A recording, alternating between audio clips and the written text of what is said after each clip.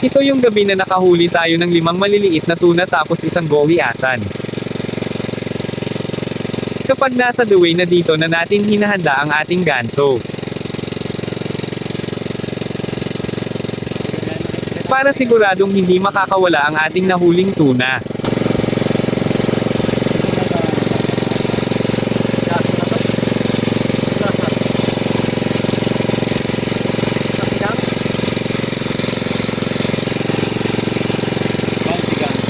Gulyasan lang pala ang ating nahuli, akala natin tuna na.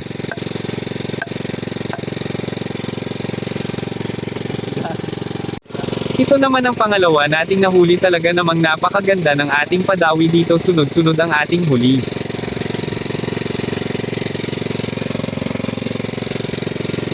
Tinayuan na natin ito